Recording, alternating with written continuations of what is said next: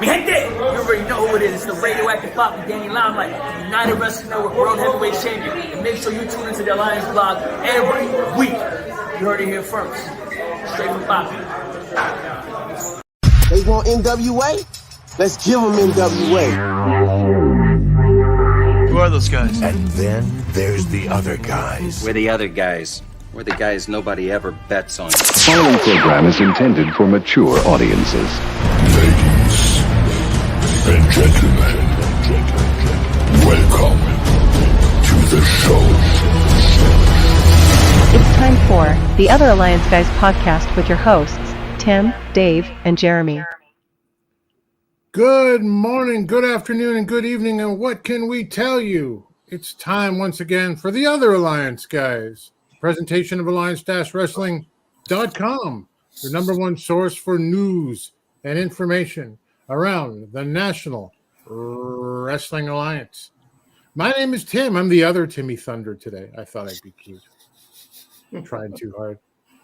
This gentleman to my left, or I'm just going to say my left, that just seems to work on the mirror. His name's Jeremy. How are you, my friend? I'm doing well. Looking forward to talking today. Yeah, me too. It's been a week. It's been a ride. And this handsome young fellow down here in the Brady Bunch kind of collage we've got going on. This is our fantasy booker, Dave Scooby. How are you, buddy? Doing well. It's August, and I'm stoked. A couple weeks away. 75. Can't wait. Very exciting. And I paused because I'm looking at Power the last couple of weeks, and there's been some good matches, but I mean, I feel like 2 weeks in a row, guys, we haven't really seen any build towards 75 per se. Like we still got matches like Kenzie doesn't have an opponent, and who else? Like actually got it right. M95 doesn't have one. We don't. Jeremy's favorite tag team. Yeah. What's that? Tom Latimer. Tom Latimer, no opponent. The Brothers of Funstruction, no opponent. They got a manager, Violent J. Got to get some Fago. Yeah. You don't like Violent J, Jeremy? No. I have nothing. I have nothing to say about ICP. We'll leave it at that. I feel like ICP was directly in like this period where like I got too old when they came out, and then by the time they sort of would come back and do various things in various wrestling promotions, I'd be like, okay, what's this about? Like, what did I miss from the music world? And yeah, I'm fine. Like, I have no opinion one way or the other. The guy can cut a promo. Oh yeah, he should have a promo class at 75 for anybody that's under the age of 30. Yeah, I mean, it was fairly decent. The promo for sure, and I guess we'll see what happens. But we'll talk about that. We'll go into talk about what's happening with 75 and what we know so far, and I'll get your opinion and everybody else here. Yeah, I preempted Willie on a Tyrus joke. He's so fat that he walked past the TV, and I missed 3 full episodes of Power. Wow.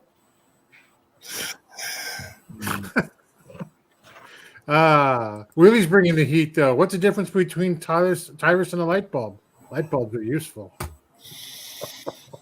Nice. Willie's here. Steve is here.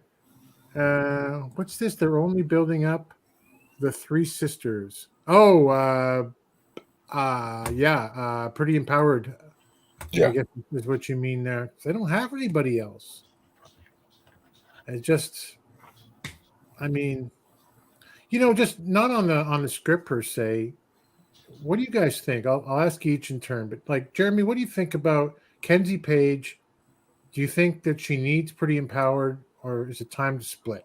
I was talking about this with a Reluchador.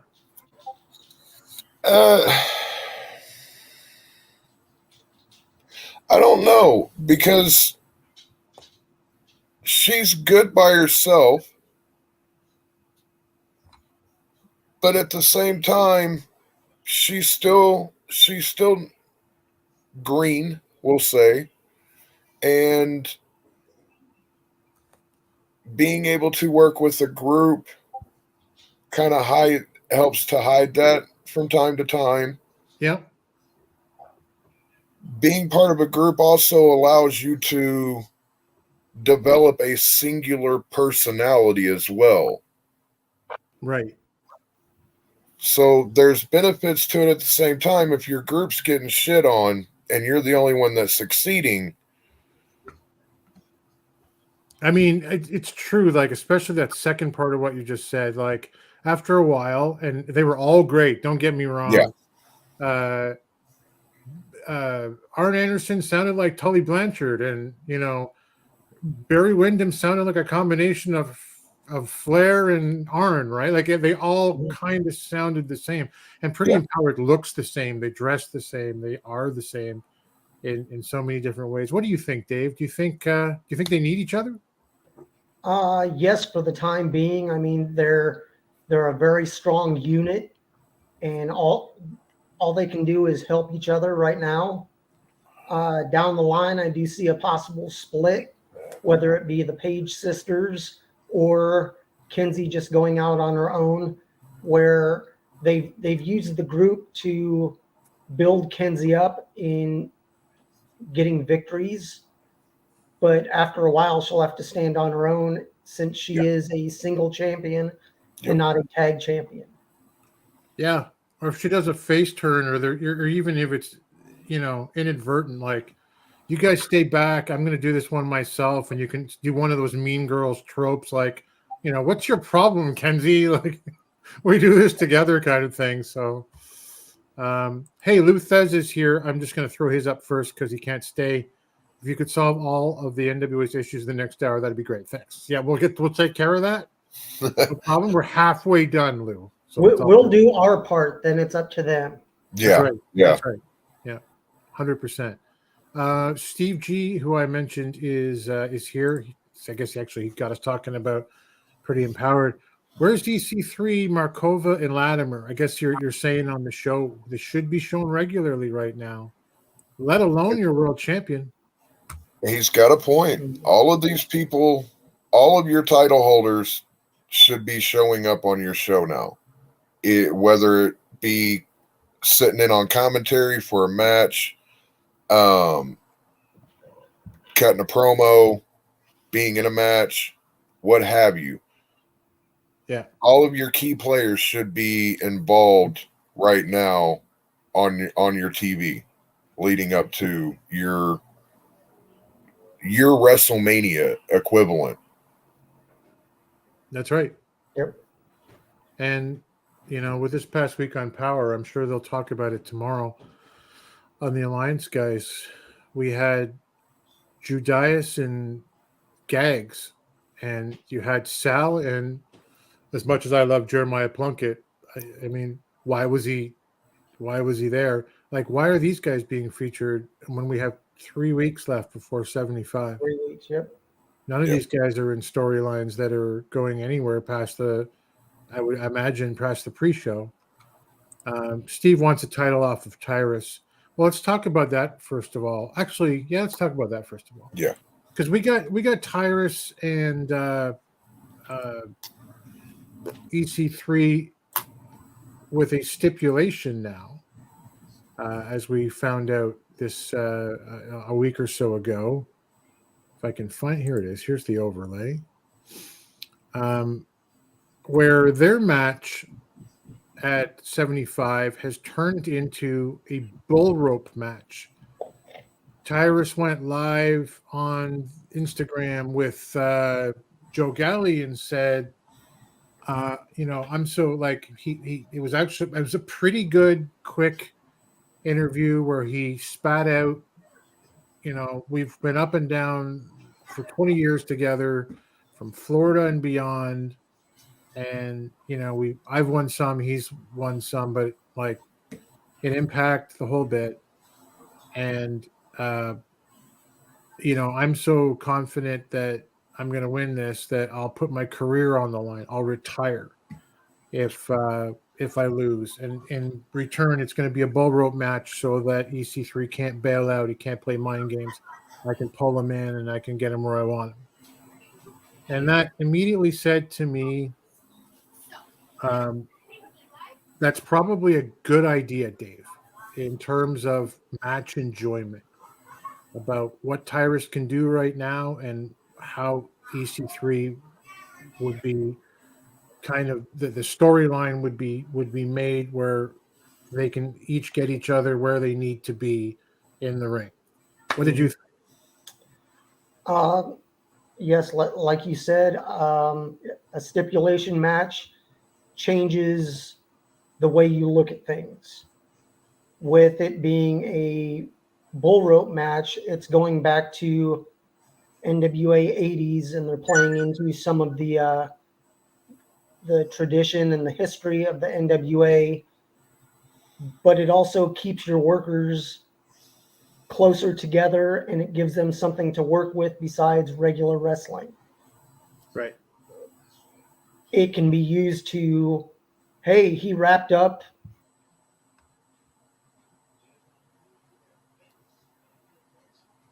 hell out of him.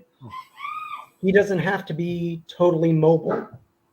And that can be a good thing or a bad thing depending on the situation. But I think the bull rope match, I mean, you had to do something, because I don't believe that Tyrus,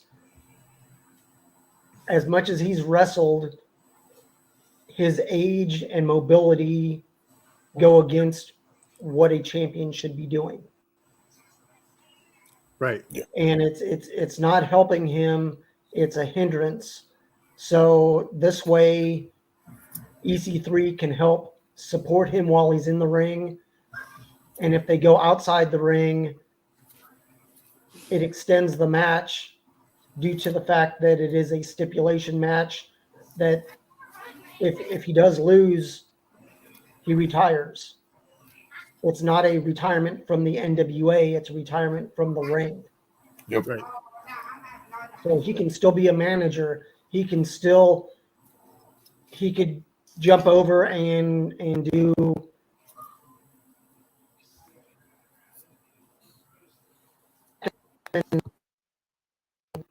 maybe getting in there and who knows, but maybe they can switch out, give us a new sound in the commentary booth. Yeah, it's true. Yeah. Jeremy, it kind of speaks to us as fans. This will be Tyrus going out. I think he's 50, 51, something like that. It's the end of the line. Good way to go out, and putting over a guy who's probably the most well-known guy in the company, other than probably himself. Do you like the match any better as a bull rope match? And do you think Tyrus is going to end up taking the pin? I'm not a fan of a gimmick match like this for a title shot, but like Dave said, it affords Tyrus the opportunity to not have to wrestle a traditional wrestling match, which he has issues doing now. He just had to have his knee drained. Right. So, you can say you're 100% all you want, but you go out there and you wrestle a good hard match, guess who's going to be having their knee drained again? You Right. are. That's what this match helps to lessen. Yeah, well said. Still probably going to have it done again, but this will lessen that. At the end of the day, it is what it is for what it's going to have for what it needs to accomplish.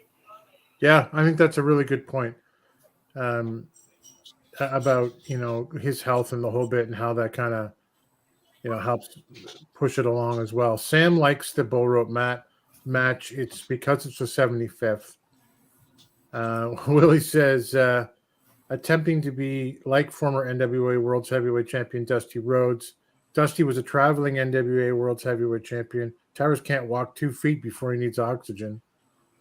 And that the point is taken, right? Like that's what we're hoping at 75. We'll tip of the hat to Tyrus. Thank you for your time, and we're looking at a new champ. Sam says, I want to soak in all the tradition from the chase, rather if it's NWA or WWF. Yeah, I'm excited to be there, to go myself. Doty's here. Hey, Doty. In the case of a commentator, Tyrus sounds better than Velvet. And we were talking, before the show, right? We don't. It seems universally, the people we talk to, guys, nobody wants to hear Velvet much in the commentary position. But she's off right now because she's got a sick animal that she's taking care of at home, and we wish her and her animal all the best. But I like the way commentary is now better. What about you guys? Yeah. Even if it's just 2, I'm good with that. Yeah, I don't need a 3-man booth. To be honest, with the right person, Joey Styles is a prime example. I enjoyed his commentary. Right. As a one-man, and 2-man booths, I'm fine with that, Yeah, for sure. I'm more used to it. I mean, 3-man's good too, but they all have to be different. Yeah. And I always thought that Velvet and Tim Storm brought the same viewpoint as wrestlers and ex-wrestlers. I thought Tim brought it better. Yeah. Tim was more analytical and more, like he was a sports commentator. There were times when Velvet was very much a face on commentary, but she excelled and was a lot better whenever she was talking about the heel aspects of the wrestlers in the ring, because she was a heel for the most part in TNA and everything. And I really think that they should have pushed for her to lean into that and leave Tim the face, and then Joe is the play-by-play. That's a great observation. She would have been a great bad girl, right? Yeah. I remember thinking exactly what you're saying when Angelina Love first showed up and was doing something awful, and she was like, oh, she's my bestie. I love her to death, but I don't condone what she's doing right now. I'm like, really? That's what you guys did for like 2-3 years in Impact, right? Yeah. Matthew Underwood is here. Hey, Matthew, congrats to the other Alliance guys for re-signing with the Alliance block. Yeah, we were this close, Dave, Jeremy, and I, to being all elite, and then we took a meeting with RJ City, and it all went to shit. So we signed back with Jay, and we're very happy. Speaking of, real quick, have you seen his tweets about Pee Wee Herman on Twitter? No, I haven't. Oh man, he put up like 4 or 5 different tweets talking about the time that he spent with Pee Wee Herman, how him and David Arquette had Pee Wee Herman trunks made, And RJ was like, we have to get this approved through Pee-wee first. And Dave's like, no, we'll just send him a picture of it and he'll love it. And Pee-wee was completely against it. But the trunks would have popped and been over. That's amazing. I think he's hilarious. Yeah. Yeah. Look, Steve says Tyron's is being like Roman. You can't lose your belt when you don't defend it. But says Velvet's needed. Sam likes her just on a commentary, and for the number of people in the booth, 2 commentators, Dodie says, is enough. Why do you need 3? In fact, just Joe Galley doing commentator alone, it's as old school as it gets. That's a great point. And to Sam's point, I enjoyed her whenever she was doing the backstage stuff. Yeah, that's true. It was a good split between her and May. I agree, and there's something that can be done there. Even if you put Danny Deals in the booth as your funny Joker whatever guy, and had Velvet doing something backstage like he's doing right now. I don't know. There's things that can be done. I like the idea of Tyrus at the booth too. I mean, Joe's doing your classic color play-by-play, and Tyrus brings that kind of thinking man's wrestler, but from the street, kind of viewpoint. Yeah. Like, this is the way it is. I'll smack you in the mouth, but this is the 19 steps I'll take to do it, right? So, well, not 19. That's way too many damn steps for Tyrus. Also, what happened to Candy? Yeah, we need Candy back. I hadn't even thought about that. Yeah. There's a bunch of stuff I was thinking about this past week, like, where's Max? And anyway, a whole bunch of those guys. Okay, it was Jeremy's place. I'm like, there's a murder going on somewhere. Neighborhood kids. Yeah. No worries. Listen, tomorrow night on the Alliance Guys podcast, because there's a few of you here, Jay and DK and Jayden have an interview with a former World Junior Heavyweight Champion, and I'm talking about this man on the right here, and that is Jarrell Clark. 281 days in 2004, he was your NWA World Junior Champion. He's been called Mr. 450, Mr. 630, baby. Look him up on YouTube. Just type in Jarrell Clark 630. Watch him do a 630 senton in the X Division in TNA or in the NWA. So that'll be exciting. Tune in for that one. And I'll just, if I can, quick, because we got to move stuff along. It's half an hour in, so we should dive right into it. Let's just really, really quickly. Sad to hear about the passing of this man, Exotic Adrian Street, and from the obit that was posted, Post Wrestling put it up.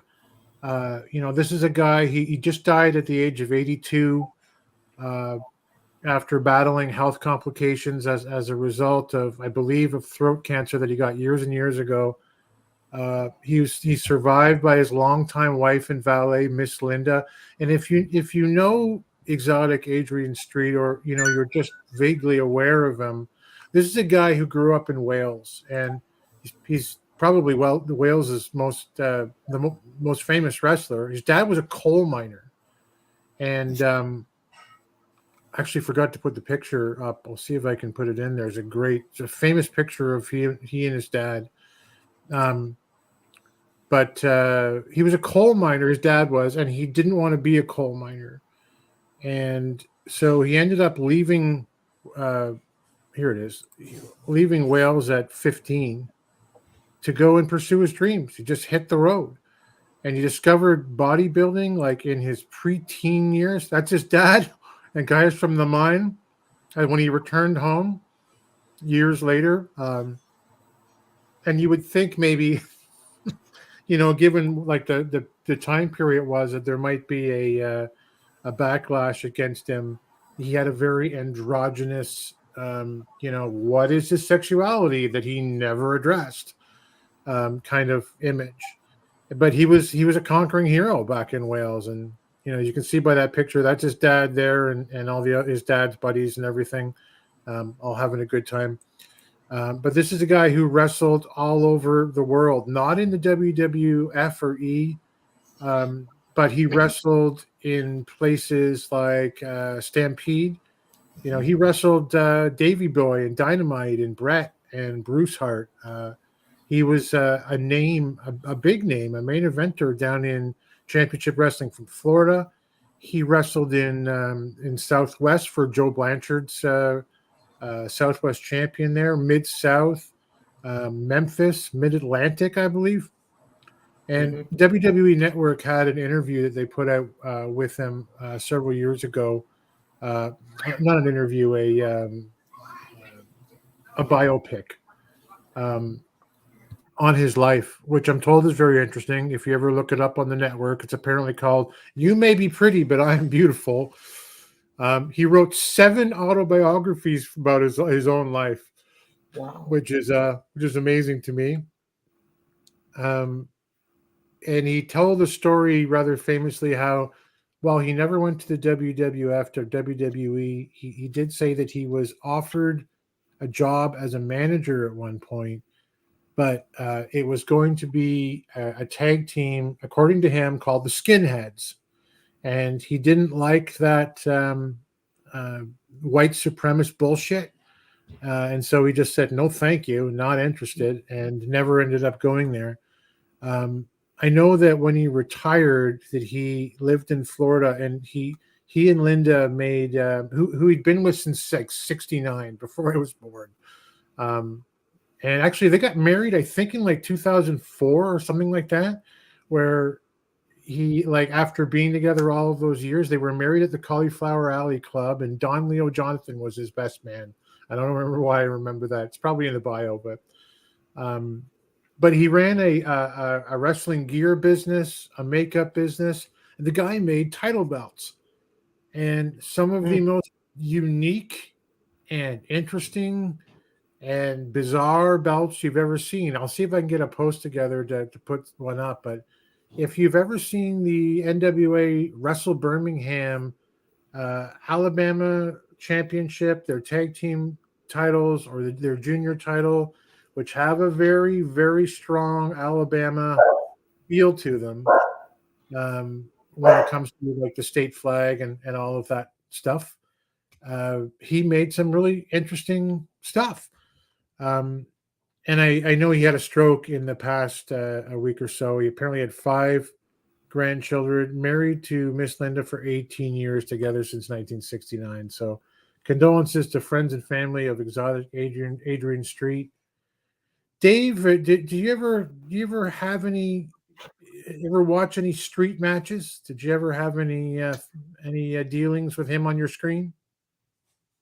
I've seen some of his matches, but it wasn't something that drew me in. But now, seeing all the different places that he had wrestled, especially up in Calgary, up at Stampede, I'm going to be hopefully checking out some of his matches. And I do know that he and Austin Idol had a little rivalry, if you would call it that. But he was just, for the time that he wrestled, he was something that was just different. And being that he was from England, that he was a UK wrestler, here in the US, there could have been a backlash, but over in England,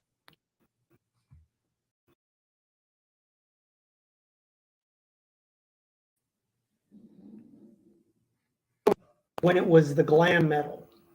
Yeah. But it really was. You're cutting out there, Dave, pretty bad.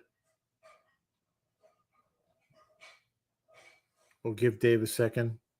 Stardust. Oh. that it's one of these things that he just put his own spin on it and it worked for him. Yeah. You're having some really bad connection issues, but so you're cutting in and out. But we got most of the gist of that one. But just so you know, Matthew Underwood's hilarious. They need 3 in the booth because they lacked experience and wanted to give Tim something to do. He's talking about me. Man, the disrespect in this place. I appreciate it. You guys are hilarious. So, I mean, that's Adrian Street to me was a magazine guy, like a guy I saw in magazines. Like, I mean, and I thought, like, wow, like, and this is a guy who did, you know, the Adrian Adonis gimmick to a certain extent, with a kind of a glam metal twist to Dave's point, before Adrian Adonis did. So, you know, very, very different, very cool wrestler. Did you have any, was he a magazine guy for you, Jeremy, or did you ever get to see any of his matches? I may have seen 1 or 2 of his matches growing up and just not remember it. Going back, whenever I heard about it, I went back and I watched a couple of matches, and I could see a lot of him in a lot of the wrestlers that I grew up watching. Macho Man. There was a little bit of Dust. I saw a little bit of Dusty there, you know, little flourishes here and there. So, again, not somebody that I was familiar with, that I was aware of, but was very influential on the guys that I was aware of and grew up watching at the time. I got to think that he was a big inspiration when Dustin Rhodes took on the Gold Dust character and really embraced it, right? Like, apparently Dustin was just like, sure, let's do it all the way. And the whole, you know, like that's Adrian Street to me. That's got to be what that is. So, yeah. You know, I wanted to talk with you guys about 75, but there haven't been a lot of improvements, as we mentioned at the top of the show, in 75 yet, and what's going on. It's like there haven't been very many more matches that have been added. We know, of course, about Tyrus EC3, and we know, of course, about Camille versus Natalia Markova. And we know that on night 2, Murnox will take on either La Rebellion or BFT, whoever wins in night 1. We know that there's a national. That's the first night one right there, of course. La Rebellion with Vampiro, and we know that the national title is between Kratos and Thrillbilly and Odinson. It's interesting to me that Pollo, you know, who we consider a friend of the show, is on the poster here with Thrillbilly, but not coming out in the Southern Six stuff that we've seen recently. I wonder if that's just a posting error or something we don't know, Jeremy. Oh, Dave's back. That's a good question. Maybe she's going to be brought into the fold. You know, yeah. There's always inconsistencies with the NWA, so it's kind of hard to, you know. That's true. It could be it could be a mess up. It could be, like I said, that she's getting brought in. I don't know. Unfortunately.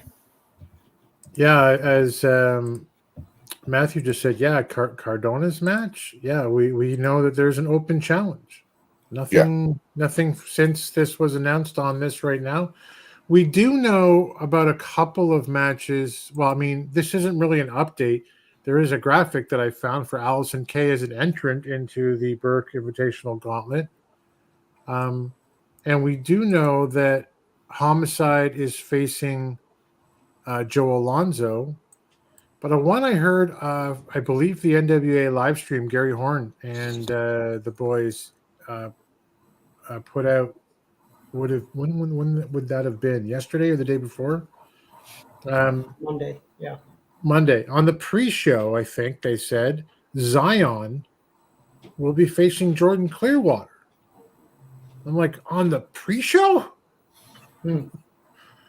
Oh, Jordan. Yeah. Thank God for the UWN and David Marquez. Yeah, we'll get into that in just a moment. But you're absolutely right. Dave Scooby, for those who don't know, because I don't think he's ever announced it yet, he figured out who's underneath the Zion mask. And I've looked at some of that guy's stuff. He's pretty good. Yeah. Yeah, he is. So hopefully there's bigger plans there, but nothing much to report, unfortunately, for 75 this particular week. So I guess we'll move on. What do you guys think? You want to talk about some fusion results? Sure. Let's get into it. All right, let's do some fusion results. DJ, where is that? Where is that thing? I gotta have this stuff ready. I gotta be more on the ball than I am. Here we go. We are MLW. The ultimate stage where fighting styles compete for greatness and gold. Where styles make fights. This is Major League Wrestling. That is cool. Look at that logo right there. Hey, already? How about that? It's a professional podcast we got going on here. MLW Fusion 175, 176. My second MLW card I've ever seen. This thing started out with, I think, a pretty cool entrance video for Fusion. And I believe they, let me just pull up my notes here. They talked about, the Opera Cup, which is they describe as wrestling's oldest tournament, which is this thing right here, donated by the Hart family via Davey Boy Smith Jr. in 2019, who I guess was your inaugural. Well, not your inaugural, but it had been 71 years since Stu Hart won it, and just, I don't know, put it in his attic somewhere for his trophy shelf. So donated to MLW. The only thing about the Opera Cup, just as an aside, is there's only 4 people in the tournament. It's like I don't know. It's like entering and winning a jiu-jitsu competition with only 2 people in it. Oh, I see what you did there. But that opening video showed us how Smith and Tankman fared the week before in their match. A little recap. And tonight we will be seeing, who was it? It was Hot Sauce. No, yes, it was Hot Sauce Tracy Williams and Tony Deppen will be facing off to see who goes to face Davey Boy Jr. in the finals. But in the beginning of this one, you start off with Matthew Justice, who, again, new guy, do not know, against Ricky Shane Page, who put on that cool promo as sort of the de facto lieutenant of the calling from last week on Raven's behalf, as it was explained to me by Jeremy. So it was pretty good. And then watching this particular match, in which I'll say this: Ricky Shane Page wins this one with a Raven Effect DDT on Matthew Justice. Okay, there's some kind of history that goes on there. A ladder is brought into the middle of the ring very early on, and it is the worst, lamest, and most painful top rope, middle of the ladder dives that I have probably ever seen on a professional wrestling stage. And I hate to immediately crap on this episode, but oh my God. He climbed up to the 3rd, maybe the 4th step, Matthew Justice did. And when he jumps like I would, not being a professional athlete, jumping off a ladder. It was painful. It was painful to watch. Also, in the middle of this match, guys, there is a commercial break for the pay-per-view that this company is putting on sometime in the near future. In the middle of the match, and I thought, why are you doing this to me right now? You're trying to keep me invested in this, and it's your own product. You could do it at the end. Yeah. I don't know. Also, the announcers who I think are Matt Stryker and tell me the play-by-play guy's name. I can't remember his name now. I have no idea. It's Dombrowski. Thank you. Like, he's hitting him with that steel ladder. It doesn't matter. It only matters because he said it like 4 times. He's hitting him with that brutal steel ladder. It's not steel, it's fiberglass. But anyway, nobody has steel ladders. They don't exist. But anyway, that's what that match was to me. I don't know. Any thoughts from you guys? Dave, do you have any thoughts on this one? I was actually there live when they were doing the tapings for Fusion. It sometimes it's a hit or miss. That being live, they're doing a show, they can redo it and cut tape. They can edit stuff together that if a move doesn't go correctly, have them redo the move, but not just for the sake of redoing it, but make it look good. If it doesn't look good, do a quick edit. It's one of these things of Ricky is a hardcore wrestler, so not everything is going to work out 100% when they go to do hardcore stuff. But they just have to move on. You either redo it if you know you're taping it. If it's live, just move on. Right.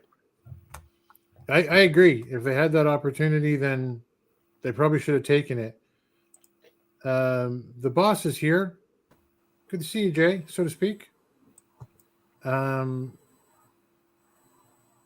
Oh, here's Dodie from before. I'm sorry I missed it. Looks like I discovered what's wrong with NWA. Many pay-per-view matches without build, and Power seems to show on its own instead of a build-up for the pay-per-view. Yes. Yeah. 100%. Was that a dig at Max? Oh, when I'm saying Max isn't there. No, I love Max the Impaler. They are entertaining. I like the character. I cannot wait to see more of Max. I don't think that I'm going to, because it doesn't feel like they're building them up, and they're not appearing. I want more Max. Anyway, that's what that was. I don't know, Jeremy, did you have any thoughts about this match that I didn't like? I question putting on a match like that at the very beginning. Okay. A hardcore type match like that, it's kind of hard to follow. If they would have tore the house down, then how are the other 2 matches going to follow that? It's true.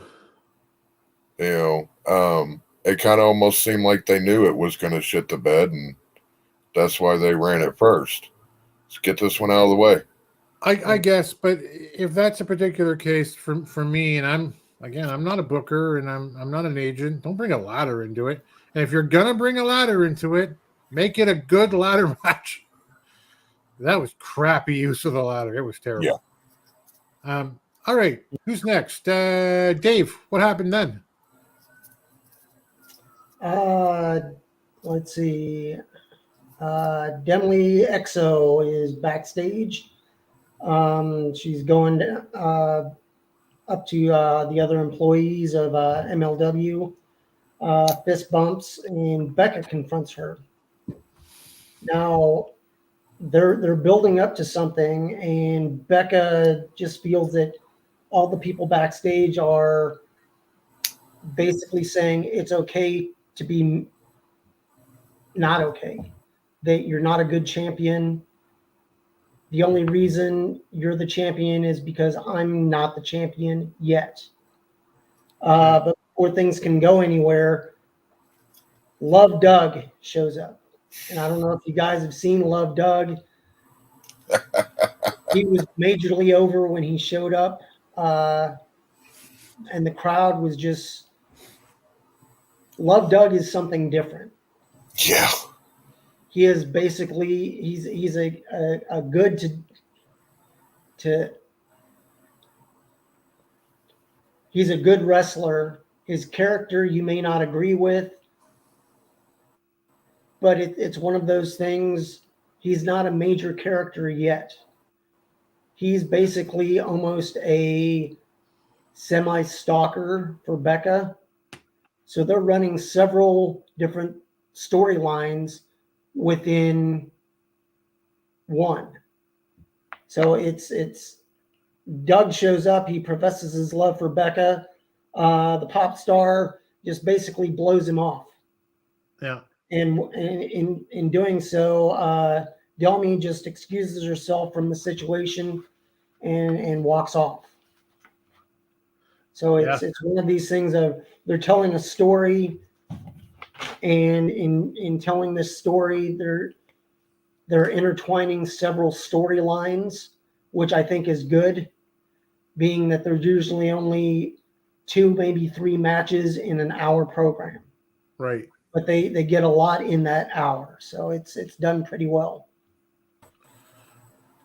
Jeremy, what happened after Love Doug and Becca? We then get another backstage segment, this time with Hot Sauce Tracy Williams. And he states that this is his first match and Uh-oh.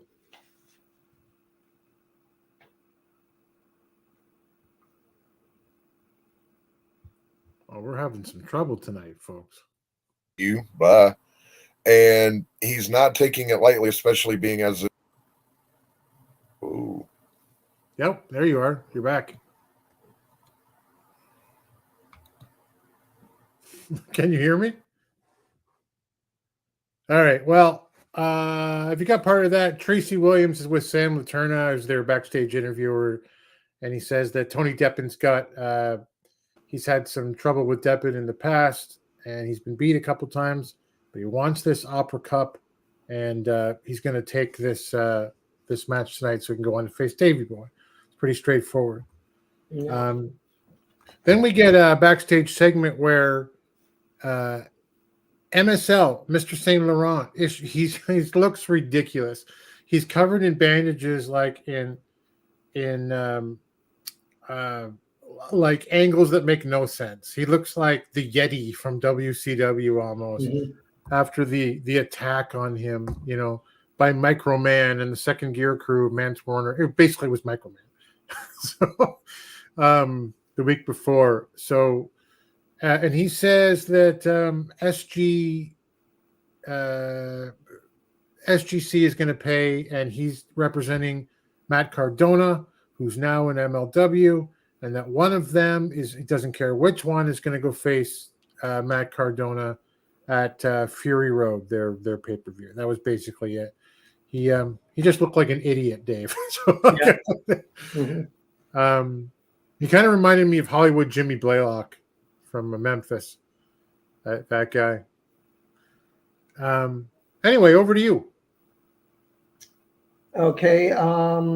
Let's see. Next was the open draft for MLW. It's Tiara James. Now, I couldn't find a lot about her. She's wrestled for the last 2 to 3 years. She is from the Northeast. She's done some work on AEW Dark. She's also done some ROH tapings this past year. And this is her debut, or she did make her debut at the Fusion tapings last month in Philadelphia. I'm looking forward to them expanding the women's division. Yeah. Right now they have 2 or 3 women currently, but it's just giving workers a chance.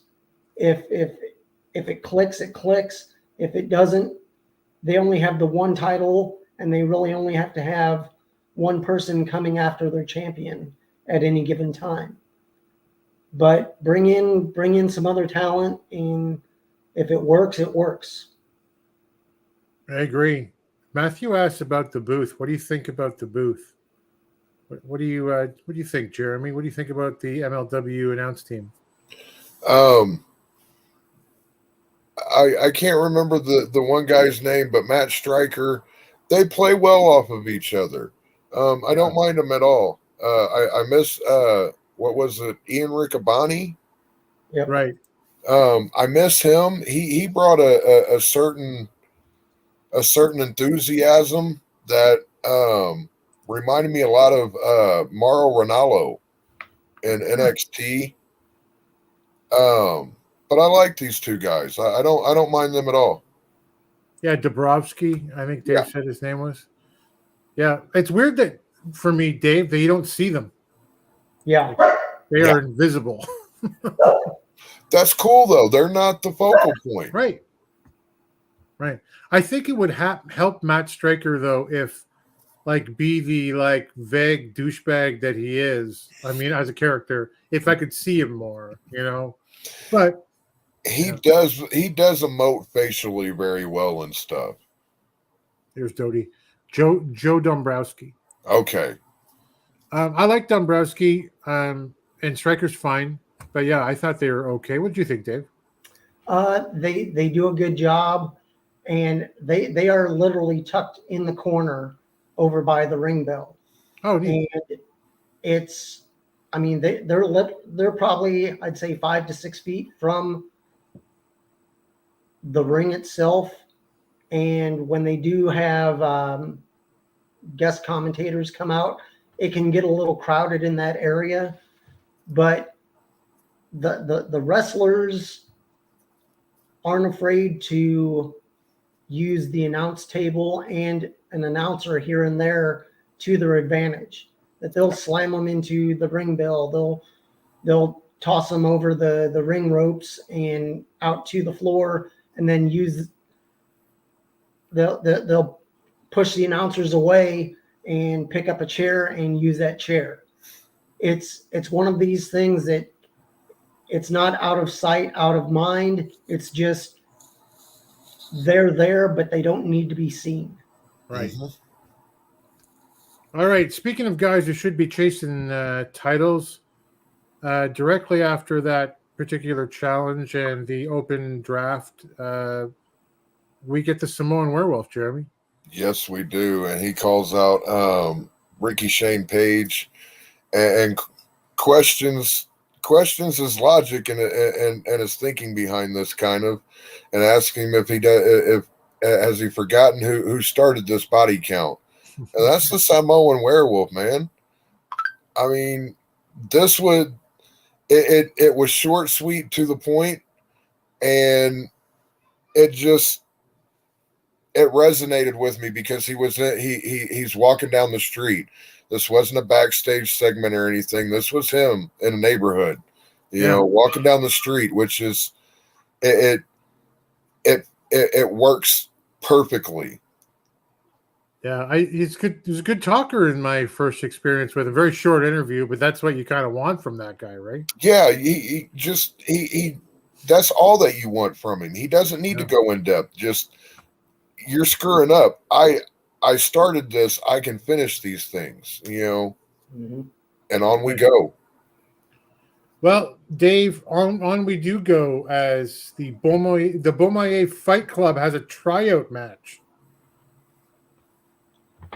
Now, let's see. Mr. Thomas, along with O'Shea Edwards, entered the ring. They had Jay Bougie as the opponent. Mr. Thomas ended up defeating him in this tryout match with a power bomb to score the pinfall. They're building up the Fight Club to be something. It came about organically, and the crowd is extremely behind them. It's one of these things of the more the better. Right. That there's power in numbers. And with Alex Kane as current MLW champion, this club can run run the whole promotion. That, like I said, strength in numbers,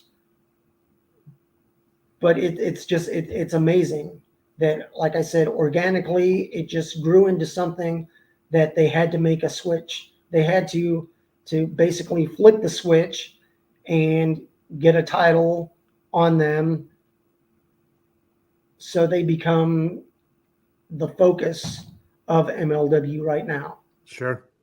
And I mean, between them and the Calling, and then Samoan's SWAT team, it's one of these things. There's all these different little groups popping up now, and this is the next big thing. But the big thing now is the Fight Club, and with Don King as their backer, quote unquote, who knows who the next person to join may be. That they're bringing in undercard talent to raise them up, and basically that if you want to get to our champion, you have to go through and make steps. You have to go through this person, this person, this person. It's basically, like I said before, strength in numbers. Yeah. And like Matthew Underwood says, faction frenzy. It's true. And Money Mike's here. He said things had to be mixed up in MLW when they went Lucha Fusion. It was dulling their product. When I was talking to you guys in our Discord, it was like, I guess they're probably not the best stable in pro wrestling, but they're the most believable. Mm-hmm. Like you can see, it's been a long time since I watched like boxing or MMA, but they come in a train. Mm-hmm. They mob the ring afterwards, right? There's a guy with a towel. There's like the water. There's like it has that feel. When Willie Mack walked up and they were like Alex Kane leaned out and went, "No, you're not BFC." It just felt so real, and I really, really enjoy that about them. Who's up? Oh, we're back outside again, back in the neighborhood, Jeremy. And we got Willie Mack, and he's talking about Bomaye Fight Club and how they're doubting him, but he's used to that doubt. Where he came from, everybody doubted him, and all those people that doubted him, now he gets to travel around the world, and everywhere he goes, everyone knows Willie Mack's name, and that ain't no lie. Not a single lie was told in this promo. And again, another one where it's outside, it's not backstage, and we know Willie Mack is from the streets and everything, so this works, and it sells that point, of he came from nothing, and now he travels all over the world, and everybody's saying Willie Mack. Yeah, it was good. I enjoyed it too. By the way, what's up with those weird insert commercial number 4 spots? Like, oh, stop that! Someone fix that. Mike says only people know Willie's name if they watch wrestling when he's on. And if the Samoan SWAT team want to improve, add Sean Maluta and add strength to them. I don't know that guy, but I'll have to look him up. Mance Warner's up in a backstage interview, and he basically says, I'm happy to accept the challenge that was laid out by MSL for Fury Road in September, and that was the long and short of, it was just, yep, I'll take him on behalf of the Second Gear Crew. That was basically it. Mm-hmm. And then we get Jeremy, the Opera Cup semifinal. You got coming up to anchor the show. Yes, we got Tony Deppen versus Hot Sauce Tracy Williams. And being as this was Tracy Williams' first foray into MLW, and I'm familiar with him, but not completely. And I've heard of Tony Deppen, but I didn't know anything about him. Tony is an NWA Mid Atlantic alum. He had his first match there in 2013. And he did some time in Chikara, CZW, Ring of Honor, where he still works at, and GCW, and a few matches on AEW, to name a few. Tracy Williams' first match on Cage Match was with Chikara back in 2009, and he has since worked with CZW, GCW, Ring of Honor, AEW, and New Japan. For me, this match would have fit right in on TBS Saturday at 6:05. These men were in there and punished. These men went in there and punished each other. There was nothing flashy here. No dives to the floor, no flips, just holds and reversals. At one point, there was a gnarly looking DDT Snake Eyes that Williams reversed Deppen into from the top turnbuckle, and then Deppen landed a double stomp. Hate that move. I'm glad it wasn't his finisher. I'm not a fan of the double stomp. But as someone who grew up watching at 6:05 every Saturday as a youth, this transported me back. Deppen put up one heck of a fight, and I'll be looking at his stuff as well as Williams. In the end, Williams landed a very tight and clean-looking pile driver after multiple attempts. The crowd appreciated what they saw, with the exception of Deppen refusing the handshake as he flipped Williams off instead. True class act right there. I see big things in his future. But the Williams versus Davey Boy matchup now looks to be an interesting matchup, and going into Fury Road. Nice little clash of styles there. You got the powerhouse and Davey Boy Smith, and more of a technical wrestler style, trained by Claudio Castagnoli, they said, going into this. We know that Davey Boy is Hart family. Will we get to see a more technical wrestler out of him this time around, do you think?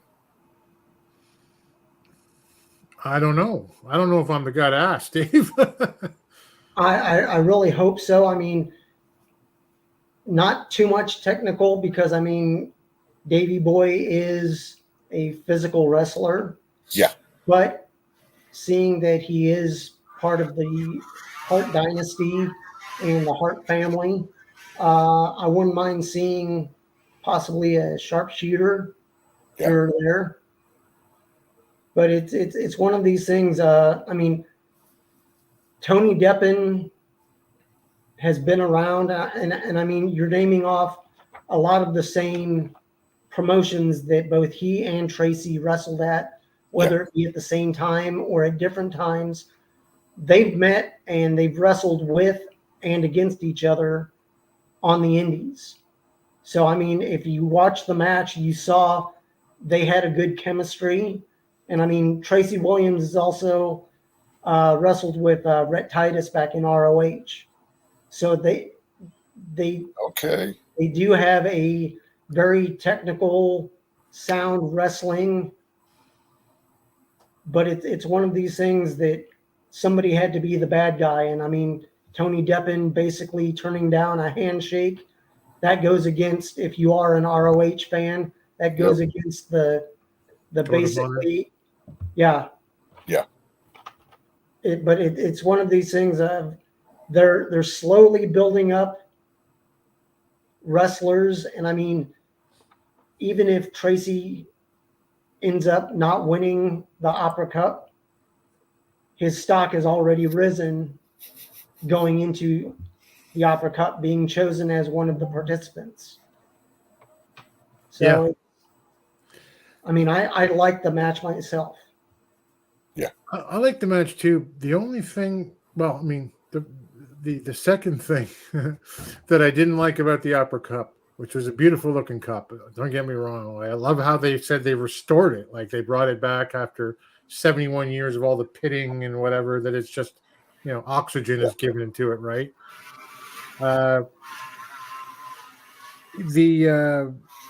other than the fact that there's just 4 guys, 2 of those guys are brand new into the company. So how valuable is it to you if you're not even, if your 4 guys aren't Alex Hammerstone, or Hammerstone, I guess he just is there, and Jacob Fatu, and Kane, and I don't know. I just sort of kind of, oh, these guys aren't even MLW guys. Okay, why do I care if they win it or not? But anyway, that's just me. But that anchors the show, but it doesn't end it, Dave. How do we go out on MLW Fusion? Well, at the very end, we hear from the new MLW World Champion, Alex Kane. He's saying that MLW loves to stack the deck against him, but why does it have to be Willie Mack? That can't they find anybody better? He said Mack doesn't take him seriously, and he's not really worthy of challenging him for the championship. That it needs to be he wants a warm-up match before he ends up facing Willie Mack at Fury Road, and that's coming up in I believe next month. So he teases going to Mexico, and I believe they are having an event / taping in Mexico. So in the next couple of weeks, we may see what happens to the MLW champion and the build up to Fury Road. Sam Retro mentions Willie Mack and Barrett Brown and NWA 70. Wow, I've never seen that. Oh, yeah. And Matthew, before he left, had said, he corrected himself, Sam Shaw has been under that ring a long time. I guess he went under the ring and never came out again. Is he still in WWE as Dexter Lumis? Yes, he is. And I guess it's one of these quote unquote, we don't have anything for you in creative. God. I'm like, okay, he doesn't talk. He's a stalker. What else do you need? Just have him pop up here and there. He's one of those guys that can literally just kind of appear up into the camera and go like, shh. Yeah. I don't think there's anything you can do with him. Send him back to the NWA. We'll take him on till you figure something out. I like Sam Shaw because for me, he's one of those guys that would pass the airport test for me without all the flashiness and everything, just because that's a creepy looking dude. Yeah. It is. But a great artist, though. Have you seen his artwork? Yeah, the T-shirt said the hatchet. Yeah, it's pretty good. You can get his stuff on Pro Wrestling Tees, I think, too. Let's move off to a segment for the United Wrestling Network now that we call Championship Wrestling from Jeremy. I need all of you to stop what you're doing and listen. The following is a presentation of the United Wrestling Network. It's time for Championship Wrestling from Jeremy. Keep waiting for Dave Keep waiting for Dave Marquez to come on at one point and just go, I'll sue your asses for using my voice. Nope, not going to happen. Not going to happen. He loves us. Okay. He loves us. Hey, yeah. Did you tell me about Daniel Ray Hill? So Sunday in the live chat, I had a message came up saying that I was going to have a hard time this week picking a match of the week, and it was from a person named Daniel Ray Hill, and I told them that from what I was seeing so far, they seemed to be onto something. And then I thanked them for watching the other Alliance Guys show and had no idea who the person was. Outside of that, I just figured it was someone that was able to watch the stream later on and not participate in the live chat. And I just kind of went on about my day. And then later on, in Lamb's Discord, he let me know that Daniel Ray Hill is one of the writers for UWN. So thank you very much for watching our show, sir. Yeah, we appreciate it. We appreciate what you bring that allows us to have the show about your stuff. So, right? Perfect symbiotic relationship, Jeremy. Very cool. So for Memphis match of the week, we've got Lance Archer with main event Bradley and Uncle Phil. This was an unsanctioned match, and I have to give a modicum of respect to main event Bradley. He came out there and said he had unfinished business with Lance Archer. We've all seen main event Bradley. We've all seen Lance Archer. If I was main event Bradley, I would not have done that. So kudos, sir. Kudos. With that being said, it was all for naught as Lance easily disposed of both main event Bradley and Uncle Phil in 40 seconds from the time that it started to the time that, for whatever reason, the ref counted to 3. 40 seconds had passed. Archer then got out and stood on the ring apron and said, "There's a big dead son of a biscuit," and he didn't say it, so I won't either. But we will see the Murder Hawk monster Lance Archer go up against Cruel Mads Kruger in the future in a casket match. Also coming to Memphis in the near future, Hacksaw Jim Duggan and the real one, formerly known as Enzo Amore, most recently did a stunt in MLW as well. Yeah, he did. And we got who else is coming? Dango, right? Yep. And Dango and Chris Adonis. Or Chris Masters. Chris Adonis, that's it. Yeah, Chris. Yes. Chris Masters, I guess, however you want to do it. But that's what you like. Memphis especially does so really well. Like, hey, 2 weeks from now, we got Chris Adonis here. He'll probably have a tag match with somebody or do a squash like Archer did, and I mean that'll be fun. Yeah. We then go to the match of the week from Championship Wrestling presented by Car Shield. And as I stated earlier, Daniel had said that I was going to have a hard time picking a match for this show. And he was not lying. We got matches that included Jordan Cruz, EJ Sparks, and a wild card entrant, Zicky Dice, as well as a match between Jordan Clearwater, Judiz, and wild card entrant Rocco Bellagio, who has popped me both times with that leap from the stage to the ring apron. It's not far, but I couldn't do it. Right. Especially not at his size. That's a big old boy. He's a big boy. But if I hadn't watched this show live and been in the live chat, I would have just told you guys that the show was the winner this week. Right. I was, however, in the live chat. And so was our United Wrestling Network World Champion Danny Limelight, and he was kind of confused and a little annoyed by the entrance in this match. One in particular, for the main event, we got Sledge versus main event Evan Daniels and wild card entrant Slice Boogie. Danny had no idea. The Bodega had no idea.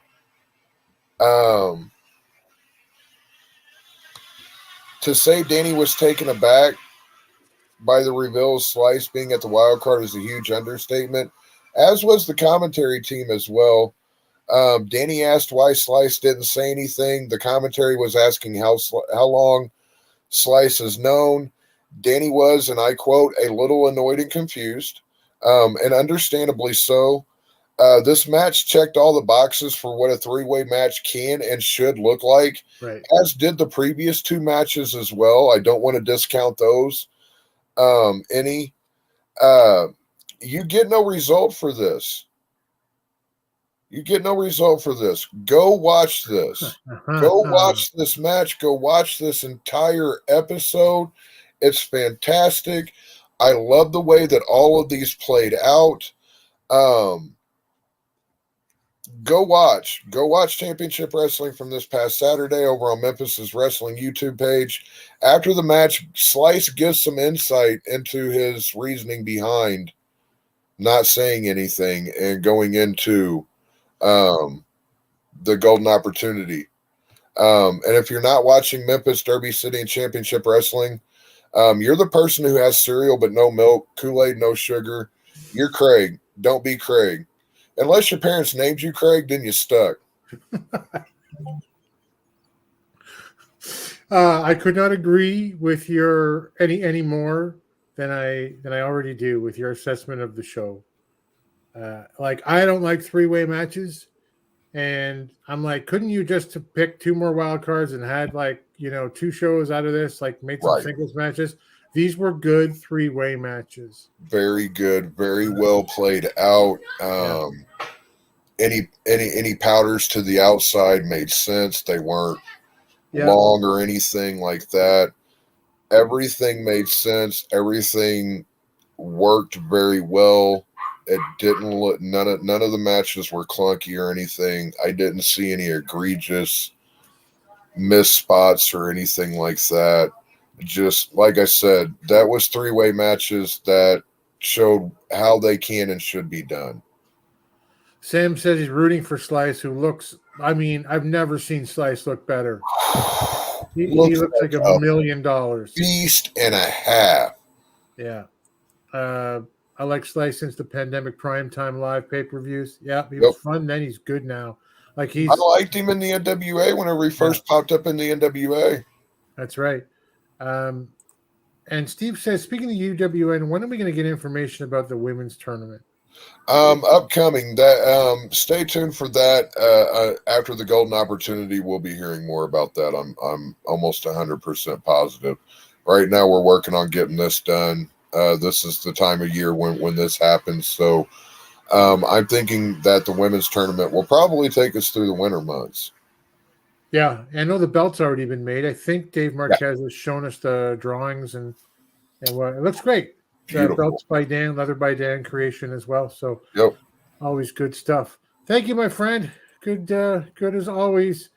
We'll close out our particular show today with a segment around back to the NWA, our home away from home, where our fantasy booker has a segment called "I Respect You, Booker Man."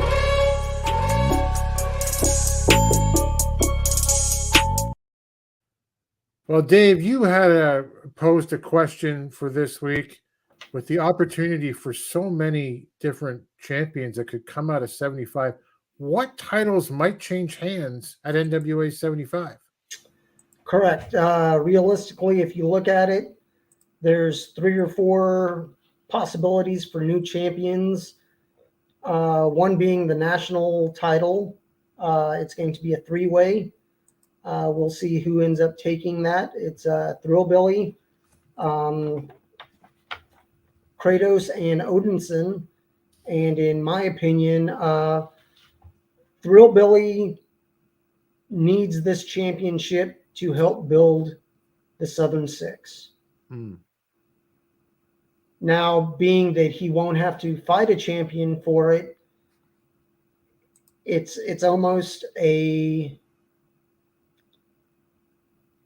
I wouldn't say a weak point, but it does make him, if he does become the champion, that he didn't win it from a former champion. That he won it basically just going against another wrestler, and he was the better person that day. But we'll also see what happens with Pollo, because you did have up on the screen that it's going to be a 3-way. We'll see what happens. Does she play a part in him winning? Now, I personally believe that Kratos and Odinson are better as a team. And it struck me as odd that they would be involved in the national championship. But I mean, you have 3 guys that are, this is basically a big meat match. This is a big man match. It's going to be hard hitting. And I'm hoping they do the right thing. There's some people saying that, oh, well, it's not time for Thrillbilly yet. Well, why wait? They're just starting the Southern Six.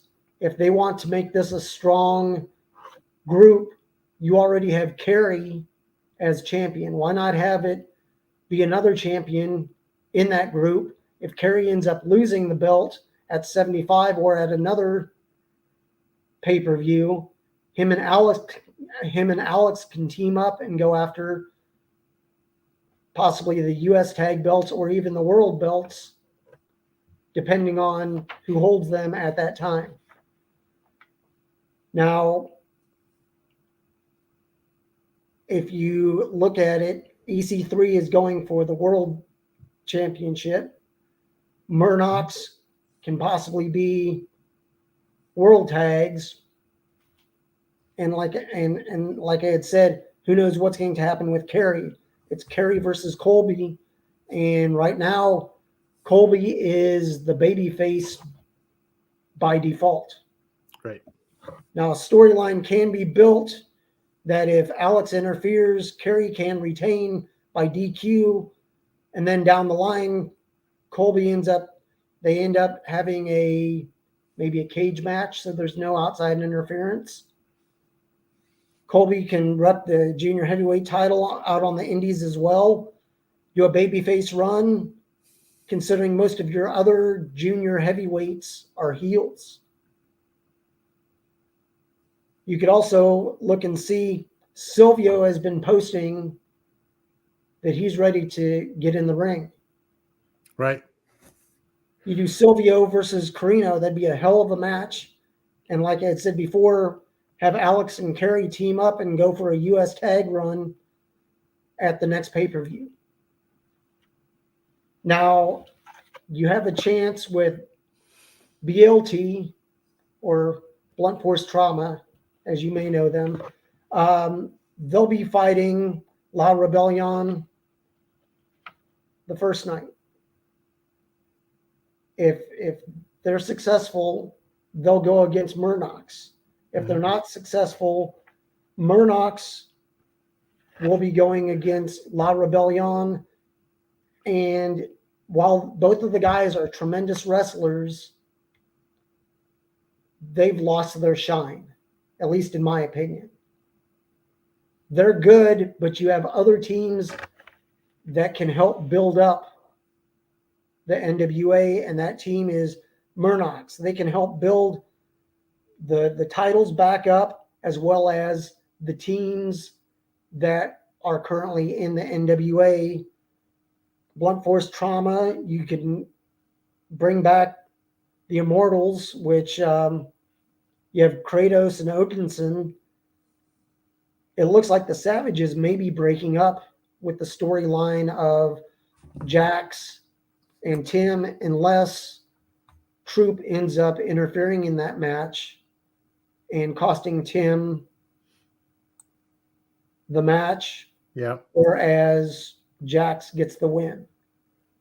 But I personally would like to see Murnox win the titles on night 2. That would make Murdoch a Triple Crown winner.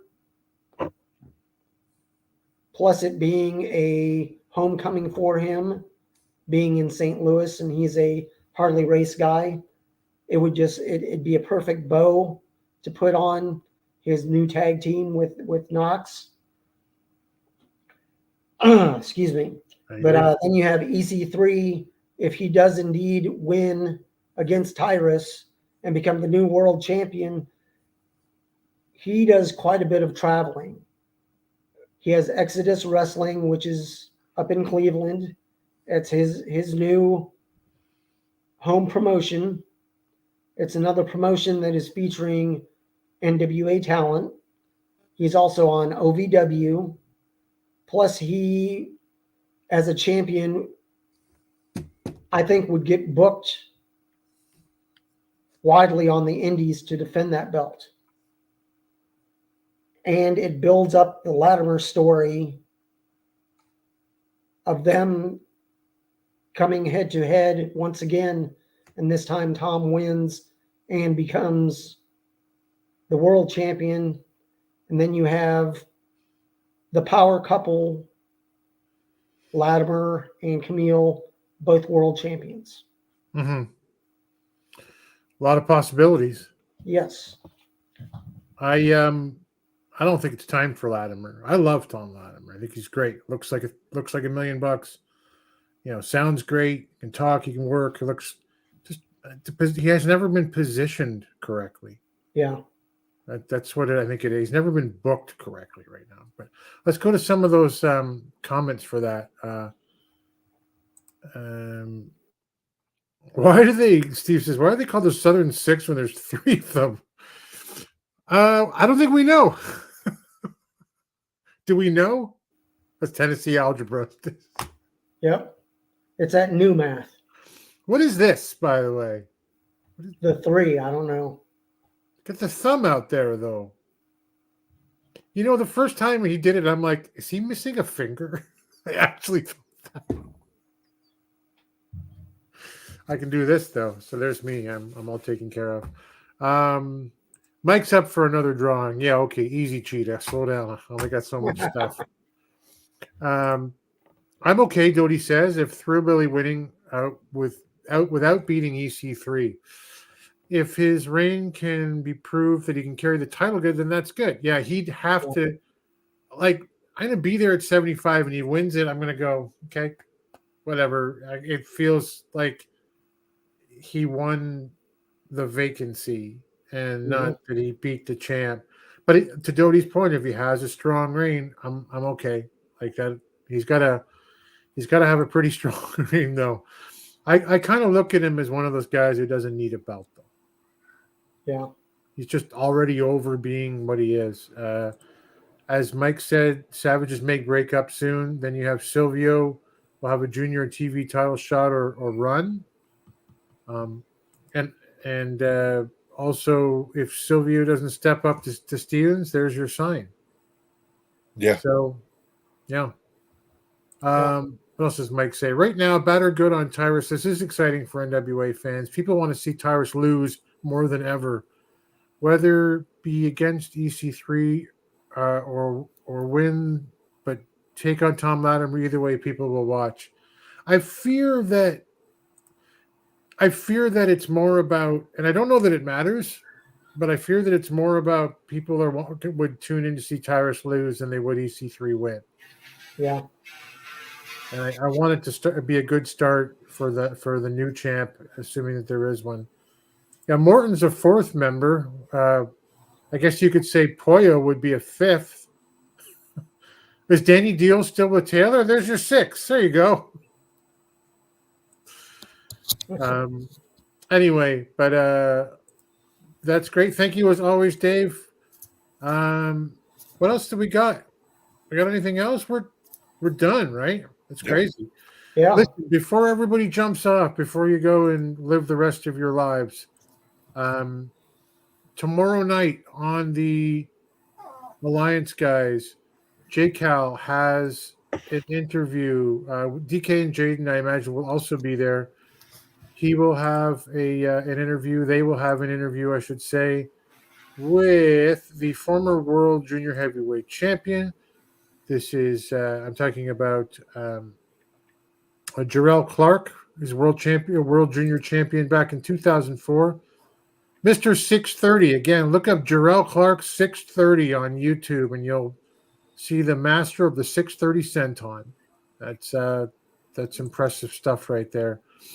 I've never seen one done before, or probably since, for that matter. It doesn't. Isn't Gary Horn interviewing somebody tonight at 7:00? I don't know. As well, I thought Jay said something about that yesterday on the pre-party that this is the NWA was going to be doing an interview tonight. Oh, well, head over there in just a sec and take a look. Shout out to Gary and the NWA live stream guys. Where can we find you on the social media, Dave? You can find me at Dave Scooby on X, on the X. On the Someone's Been Terribly Hurt, and it's Twitter. Yeah. Pretty bird. Pretty bird, yeah. I don't know. What are they called? Are they not tweets anymore, or are they? They're X's now. I don't know. But over on Twitter, aka X, also on Instagram, and over on TikTok, it's at Dave Scooby, the number 1. Jeremy, how about you, buddy? You can find me over on X, whatever the Elon app, at HJWOTS. You can find me over on Threads at Championship Wrestling Jeremy, and on YouTube at Worm5559. I'm no longer on the socials. I've eliminated all my accounts. That's it for me. I'm kidding. No, I don't know. I was trying to be funny and it failed, and now I'm embarrassed. I am at the Alliance Gold on everything. But most importantly, alliance-wrestling.com for all of your news and information around the NWA, the UWN, all the various independents around the world, MLW for that matter. And at the Alliance blog on every social media platform known to man, including several that don't exist yet. They're on Twitch, we're on Kick, we're on Poke. We're now on Gouge. There's a new one called Suplex. Jay's on all of them. Petition in on OnlyFans, but we don't expect to get anywhere with that. Was that in the contract? The 3 of us aren't in on the whole foot pics thing, so OnlyFans seems to be hung up on that. Was when we signed with the Alliance blog again, did anyone read the small print about the OnlyFans? I saw something, but I figured you guys had signed it, so I signed it. Those damn contracts in fine print. That's right. So again, 8 p.m. tomorrow night, Jay, and 5 p.m. Pacific. Jay and DK and Jaden have Jarrell Clark, your former NWA World Junior Heavyweight Champion. And then, of course, on Tuesday, 5 p.m. Eastern, 2 p.m. Pacific, Jay's got the pre-power before Power. Thank you, everybody, for being here. Pretty Bird composing. Alliance guys do a hot tub stream. Wow. I don't do human bacterial frappes. I don't know about you guys, but I'm good. I'm good with my nudity, like being just with me.